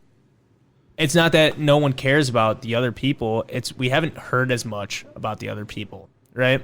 And Kobe Bryant was so iconic, and I think he touched so many lives, whether, it was a kid struggling with something and he had his outlet for basketball because he saw Kobe Bryant play or something like that, dude. Just think about when you were in school, every kid that would, like, throw away something in the trash bin, what did they say when they threw that in there? Yeah. Everybody said Kobe. Or the dick that would just be like LeBron. One of the Or biggest video game streamers ever. I don't know if you ever heard of him. Summit 1G. He was huge during CS:GO. He's still huge. But I saw a clip and he's like, the comment was, it was on Twitter, it was like, this is going to happen to everybody for the rest of their lives. And he was playing this game called Escape from Tarkov, which is a really realistic military game, and he threw this grenade, and he threw it like 50 feet in the air, arched over this awning in a warehouse, and like blew up on some guy. He went around the corner and he's like, oh shit, Kobe, and then he's like, yeah, exactly. Yeah. you know, like Yeah. I've done it at work like 8 times already, man. Yeah, exactly. It sucks. There was I just wanted to touch on that helicopter thing too. There's a really interesting thing that my buddy was talking to me about at work, and I followed up reading it. Apparently, Vanessa, who is his wife, and Kobe, they had like a deal with the helicopter travel that they would never travel together on a helicopter in case of a scenario like what just happened. Wow. So the daughters would always have one parent. Yeah. So I mean, they like it's sad. What- You know? yeah, I mean, you have to take those precautions. You think how but- much more tragic it would have been with all his children and stuff like Everybody that. in there And so, and- yeah. I mean, that's good. It's still sad, obviously. That wouldn't Yeah. be like necessarily legacy erased, but it'd be just cut like short. Yes, Right. exactly. And Exactly. it's like, you know, that was, I mean, he's a multimillionaire, so his idea of carpooling was taking a helicopter with 2 other families on his team and everything. I mean, the thing is like, you know, during his career, you know, he had the court case and everything with the allegations. Yes. We won't get into that. Yeah. But really, you know, a lot of people were trying to, you know, drag him for that online. Too soon. And I think, Yeah. you know, in terms of that, you know, that was 15 years ago. Yeah, If you look exactly. at what the guy's doing now, I mean, he was funding all these like programs and everything for kids to He get completely out. did a 180 with his life. And And like, have you the Mamba Center? Yeah, That thing yes, is huge. yeah. He was So- on the way to coach like a whole event, Yeah, like it based was- off it was- a children's dream to be basketball players. Yeah, Yeah. it was the Mamba Center was like one of the bigger basketball centers in LA area. yeah. It held like hundreds of AAU where's it? tournaments It's and in everything. Oakland. Like, it's Oakland side. It was the. I know it's Southern Cal. I couldn't Well, tell it you. was exactly for. where. Wasn't it made for kids that were less fortunate and stuff like that? It was a good outlet. You know? in general it was, Yeah. but you know, teams from all over Of course. travel there. And Well, everything. yeah. And you know, they didn't even play games that day. It's like and- Ultimate Soccer Center out here. It was made actually as a way for kids that are less fortunate from like Pontiac Right. and stuff like that to. I think that was part of their outreach. I think. What, Basketball Was- America? No, Ultimate Soccer Center. Oh, Ultimate Soccer. It was just Center. like a way for, you know, Yeah. because I think for school, they had like leagues and stuff like that kids could join for free and stuff like that. Right. So Yeah. I think that was pretty cool. Yeah, dude, it's definitely a tragedy, and I mean, there's a lot of uproar. It's one thing that I'm weirded out about, and it's kind of ridiculous. Is they had a documentary that came out, and I think it was on what was it on? Let's just say I think it was Amazon Prime, and it came out literally 2 days after, and it was a well-done Matt. documentary, and it was like. Adam, I know exactly what you're talking about. I went on Hulu and I saw this documentary for Kobe Bryant literally the next day, and I was like, so distasteful. Come on. It wasn't. It actually wasn't a. It was there. It was ABC News's special coverage of the like tragedy or whatever. That's the one Was it you're really? talking about on Okay, Hulu, because I that's thought what it was pretty well done. Yeah. So No, there is a it was- documentary it was- about him, but he made that and won like an Oscar for it. Or Yeah, something. that's. no, you know, okay. yeah, so I'm that's talking animated. about. I'm talking about. No, I'm not talking about that one. I'm talking about the one that you had just mentioned. So I mean, I think it is a little bit distasteful, like Matt said. Even if it is just ABC coverage, let's not try and monetize on something that just happened, especially you know something that tragic. That's well, What is it though? It's like was it ABC News? Like they just put out a full 60 Minutes just put out a full coverage of Epstein, and it's been like a month or 2. I watched. Yeah, You know what I'm true. saying? Yeah, like they true.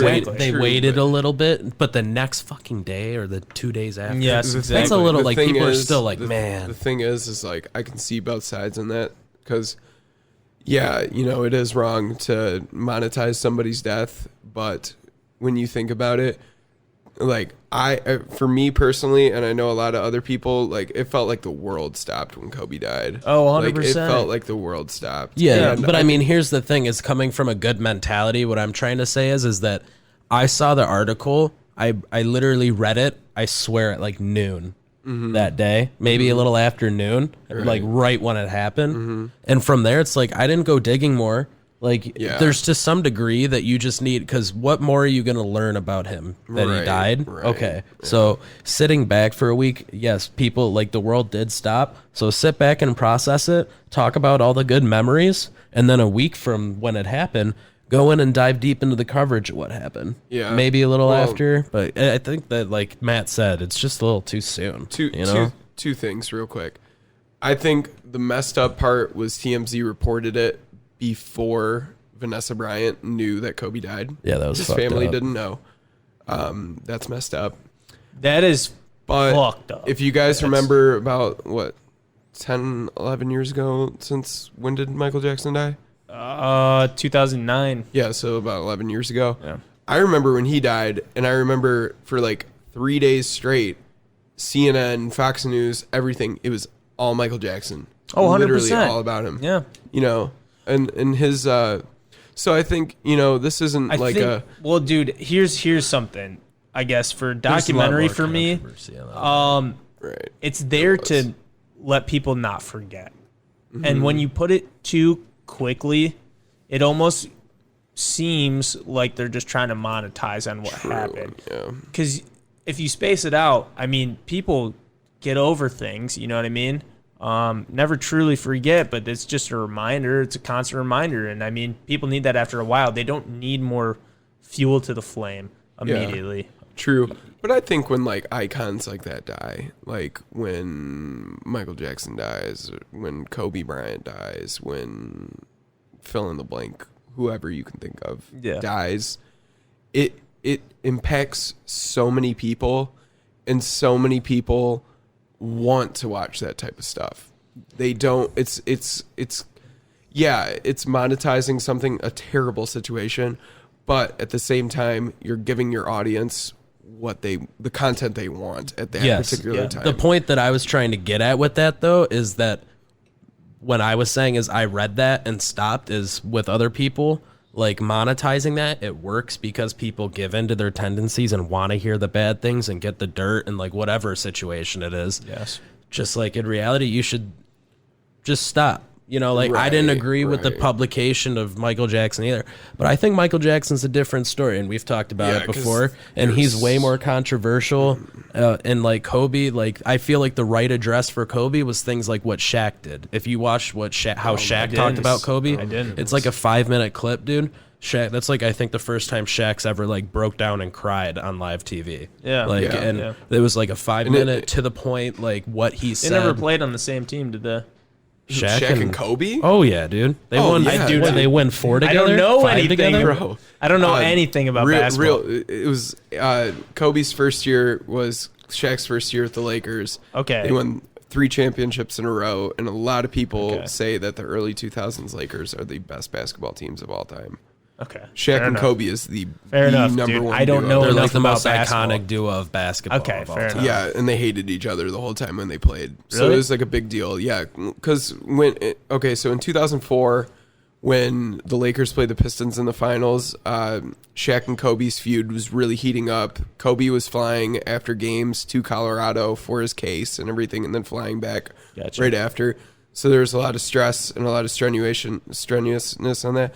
And actually, a lot of people don't admit this, but Lakers fans at that time wanted Kobe out and wanted to keep Shaq, but the Lakers ended up trading Shaq to Miami, and he won another championship there and before it. And I don't know. I think that added to Kobe's like legacy though, because everybody was like, "Oh, you can't win without Shaq," and then they became like the and then he wins 2 more. Yeah. After the fact, I don't know. It's just ultimate story. The thing that hurt me about it is when I think of Kobe Bryant, I think of like being a child, waking up in the morning before school, watching Sports Center, missing the bus because I'm watching it, and just seeing him do something that like you've never seen somebody do before. Yeah, for sure. I remember watching him. Well, he score 81 was like points. a spitting image of Michael Jordan and the style. It was like crazy. Yeah, you can actually go on YouTube and watch like clips of them, and it's like half the screen's Kobe and half the screen's Michael Jordan, and like and it's very, literally very from how image, the degrees of where their feet land when they do a turnaround jump shot or something like that. It's insane. I mean, that's crazy. But that kind of, I think that speaks to the type of person that Kobe was. He was obsessive. Yeah. He loved the game. Yeah. You know? Yeah. And you hear all these great like things that he said. Lou Williams, who plays for the Clippers, he was talking about like one of his favorite Kobe memories, and they got blown out by some team, and they're all in the locker room, and they were all wearing his shoes, like the Kobe's and stuff.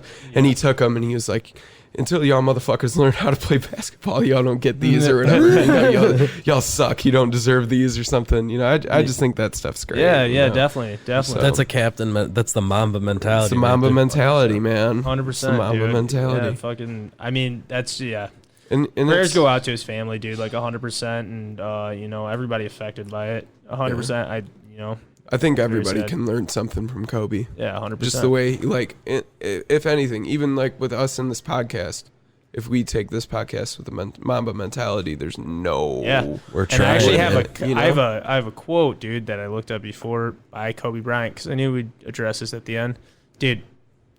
I'm just gonna tell you, it's a great quote. Like it addresses our situation so well, dude. Yeah. I think that's and there's something you can take away from, what Kobe said, which is just, dude, awfully inspiring. I just read a couple of them, and I was like, wow, dude, he's like, such a visionary. He was a smart guy, too. Yeah. He's fluent in Italian. He grew up in Italy. Yeah, that's amazing. I thought I remember him playing in some foreign league for like a year or 2 years. I don't know. He was straight into the NBA when he was 18. Who am I thinking of? Am I thinking of some like famous basketball player from the Pistons or like Stephon Marbury?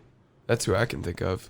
Gosh, I don't know, man. It's been so long. Starbury, because he kind of like had a falling out with the NBA, and now he's like the biggest superstar in Chinese basketball history. Oh, well. There's a lot of money over in China. If you fall out in America, that's a good place to go. Yeah. There's a lot of like fighters, like ex-fighters and shit that went over to China and Japan and shit to be fighters or like movie stars over there. Yeah.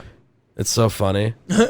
Like, it's not like in a bad way funny. It's just like they're like gods over there, kind of like, Kobe. Yeah, Kobe's worshipped all over the freaking world. 100%. Kobe, you can look, like we were talking about before we got on the podcast, you can look up videos of Kobe visiting China, and people flock to him. Do you guys watch anime at all? Well, Trevor, I know you don't.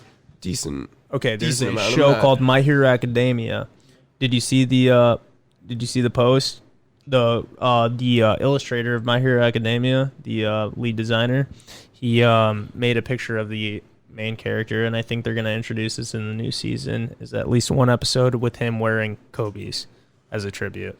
Like his basketball jersey? Basketball shoes. Oh, his shoes. Yeah. Yeah. I have a pair of right way to Kobe's. do it. I brought them out too. the other day. Yeah. Just kind of sad that I have a lot of basketball shoes. Never played basketball. Basketball Not shoes really are big into awesome it. to have. They're such great, like They just feel good. They're great because you can use them for sport and casual. Exactly. You can wear them with jeans, or you can wear them with shorts. You can look real nice, dude, wearing basketball shoes. Seriously, man. Yeah, I think I got them for Get Up, and also because I was playing a little bit of basketball. Mm-hmm. Anyways, I think I'm gonna get into the boot game a little bit. boot game? Not necessarily like Timbos, but like actual nice Oh, boots. 100%, dude. Because like you can get some nice ones that'll look nice, and I hate just we're in Michigan, dude, where there's wet roads and snow and slush, dirt, whatever. I'm gonna totally get back into. I just talked about this the other day. I'm getting into skateboarding shoes again, like fat at knees, dude, like fat. Yeah, dude. Oh, dude, I saw that post where like the shoes were the size of a pillow. Monster hat with the Cookie Monster shirt, dude. Yes, exactly. You'll fit into Waterford in a second. It's water turkey. Do you guys remember those shirts though that had like the monkeys on them, and then they had the little phrase? Like it was like I forgot who made them, but it was like it was that like Pac Sun. It was that like Pacific Sun. Like they had like a bunch of the like I had one that was like don't play with fireworks, but it was a monkey and he had nubs for arms and stuff like that. And then there was one that was don't lick cold poles, and he's like literally like stuck to the pole with his Yeah, tongue. It was funny. Yeah. I used to go to PacSun when I was like in middle school because their shoe game was strong. Oh, 100%, bro. You know? Yeah, That I and get Detroit the City ties, dude. skateboards. Oh man, yeah. They were good too. Oh, 100%, dude. Anyways, I think we're gonna close out. We will be on next week with Jordan Leandre, and Tom will be joining us for good discussions on the Super Bowl. Yep, exactly. Yeah, by Go the Chiefs. way, you should just totally blow off that stupid work party and tell them that I'm not going. It's actually rescheduled. So Oh, sick. So, because by the way, guys, I don't know if you were planning on anything, but for the Super Bowl, I just kind of want to have a few people over to watch it.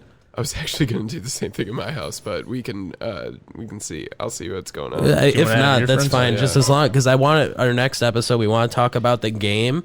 But I kind of want to go off a commentary and have fun because it's either going to be cool talking about funny commercials or make fun of how shitty they are. Yes, It's going to exactly. be one of the two. Exactly. Or So, both. Who and knows? the game itself, I needed to brush up a little bit on. I love how like you can go into the Super Bowl and like not care about football and be totally entertained by commercials. Like that's like the only time people actually want to watch. Yeah, commercials. exactly. Or if you bought Squares, you'll actually watch the game.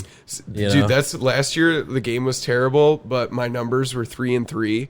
And like ending numbers. Yeah, my ending numbers Hell were 3 yeah. and 3. So I won the third quarter, and then it was 13-3 going into the fourth, or like the end of the fourth quarter. And LA got the ball, and they were going to kick a field goal, make it 13-6. They were still lost. Yeah. But I was like watching that game. I was guaranteed the only person in America that gave a shit at that point. Yeah.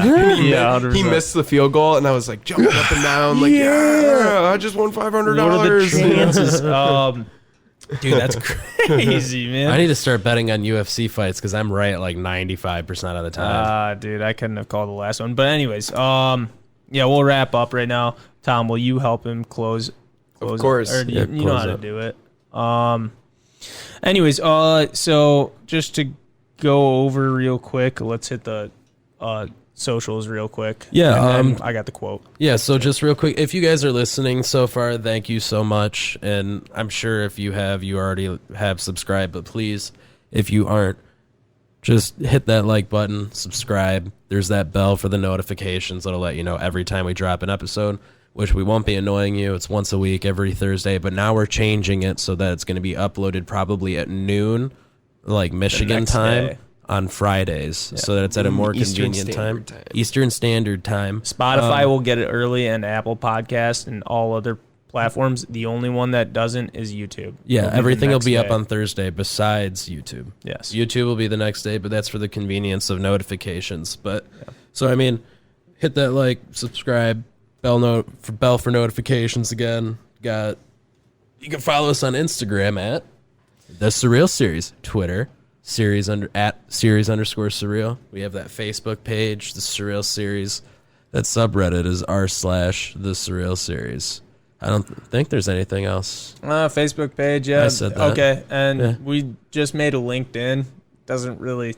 I mean, it's just a way to get a little bit more word out there, and We're don't trying put to any find the effort, newest so. social because there's certain socials like Instagram and Twitter that they've been out for so long that people have found how to manipulate the algorithms to get bigger accounts and they'll get ones with thousands of followers and then just sell them. So they stunt growth on other accounts, but LinkedIn is one of those ones that people don't really use for that. Same with TikTok. So we're just trying to implement a little bit more of newer socials, and LinkedIn, you can actually find some solid.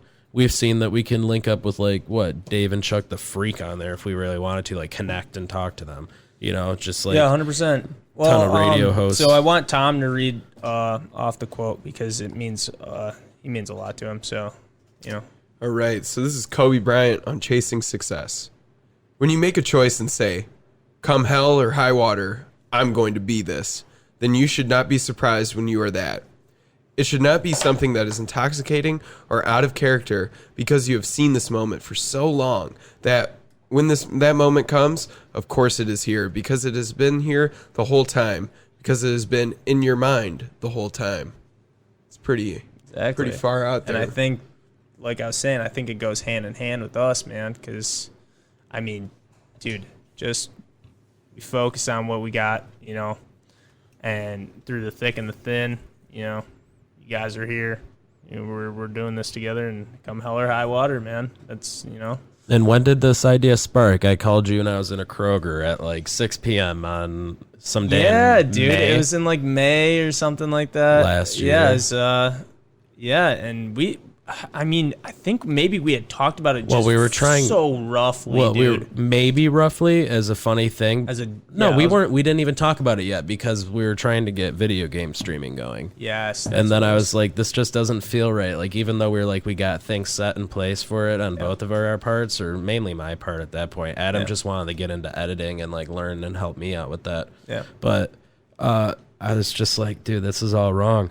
It's a fucking podcast, dude. Yeah. So I call him in a Kroger and I tell him that, and he's just like freaks the fuck out. He's like, "That's it, that's it." Yeah, just like screaming on the phone. You guys wouldn't believe like the excitement. Like I've said in multiple videos, is like this is what I wanted to do, but I didn't really have the courage. And having my best friend with me along for the ride, dude, and kind of bringing it to light.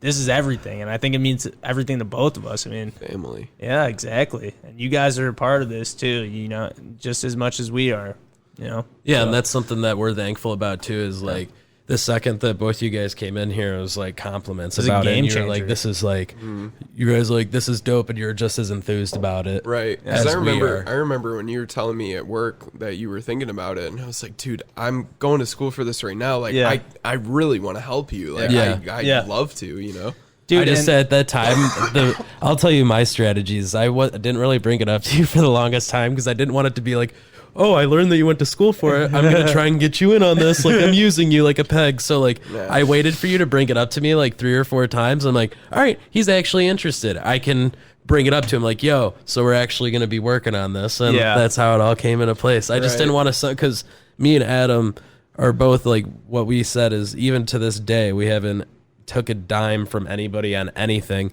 is we want karma-free, just 100% dedication from us and our money being put into this, so that there's nothing that can go wrong. Yeah, 100%. And it's simply just... And I think it's the most rewarding, and I think having you guys along on the ride, dude, has been such a beautiful thing. Dude, even what you said, Tom, it warmed my heart when you first came in, and I think we had just finished the podcast at number 10. 11. 11 or 10. One of the two. 10 was our last episode solo. Yes, you're right. Okay, so number 11, you came in, and afterwards you were like, I was not expecting it to be this professional. I mean, with like, I guess the table and the setup, dude.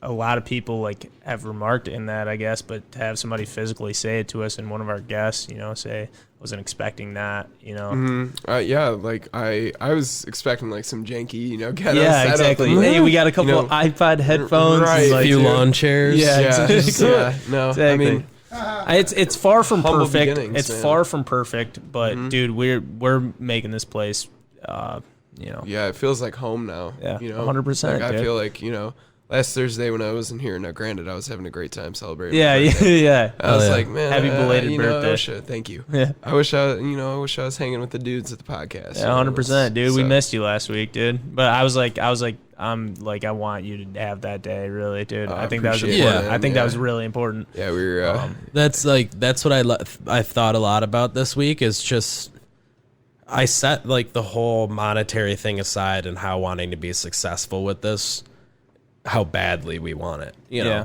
I just set it aside, and it was just like, I haven't even thought about it truly since we started in this sense, but just like, this is Thursdays. Yeah. Like, it's natural now, and I can't ever think of just not doing it. Exactly. And I can't wait till we have the opportunity that I want it, so that literally 5 days a week eventually. Yeah.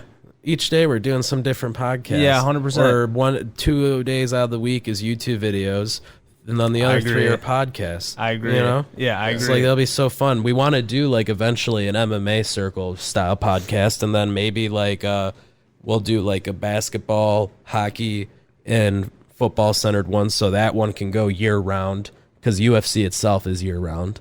Right. So then we can have those 3 sports circulate. Some baseball too. Maybe some dude, baseball. That's actually a really good idea. And I think for it the becoming surreal like sports circle, dude, for it becoming like home for us, We better cut our I mics want before everybody starts stealing our ideas. TM, dude. TM. writing down in this book. But for it becoming home, Could I have one of those pens? Yes, of course. Before it becoming like home for us, we wanted to also feel like home for you guys, and we hope that along this ride you've been enjoying yourself and you'll continue sticking with us and, you know, loving our content, because we're pouring our hearts and souls into this. This took me 3 weeks to research the little amount that I gave to you guys, you know. Dire wolves. Yeah. Yeah. But yeah, it's just like should we sign off?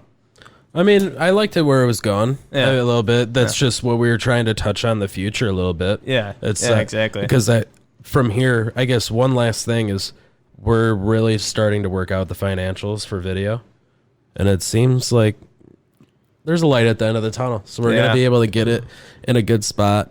And we're gonna run into a problem. You already know it. I just want to touch on something real quick too. Yeah. It's like, you know, we appreciate ourselves, of course, and everybody who's in this building, but we really appreciate the people who are hearing our words right now, you know, and 100%. you know, we really just want you guys, you know, leave some comments, you know, give us some constructive criticism or Please. just criticism in general, and you know, really like, you know, don't hold back. Like we're young and we're in this. Just don't say we're in gay this- double Y. Dude. If you put gay double Y, triple Y, or single Y, quadruple Y, I'm gonna reach through the computer and slap you. Yeah, Jerky off. but on a serious note, like seriously, any feedback is so appreciated, because we think we're doing a good job, but like we always know, and like We're far I think from all perfect. of us, and there's always room to grow, and I think every week we're getting a little bit better at everything that we're 100%, doing. and I think it's personal learning, and whether it be on Trevor and my end or your guys' end, you know, I think everywhere on this board we can do something a little bit more to improve everything every time that we walk in here. You know what I mean? But and you guys might not notice the differences. We will. You know, there's a lot of factors that come in play here, though. But we love you guys. Thank you so much. And have a great week. Make sure you wash your hands and stay away from that coronavirus. And, Oh yeah, dude. So Be clean and don't cough on people or their Don't food cough or on anything. people, dude. Cover your mouth. Do the vampire thing where you Only tuck in your coronavirus elbow. you should be getting is the one you got to put a lime in. Exactly, Exactly, dude. man. Exactly. All right, peace out, guys. Have a good one. We'll see you next week. See ya.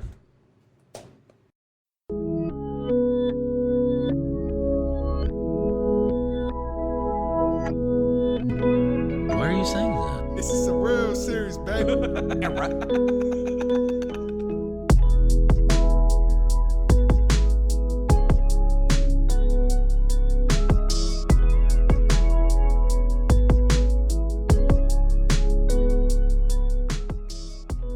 Make sure to like, subscribe, and comment, and hit that bell for notifications.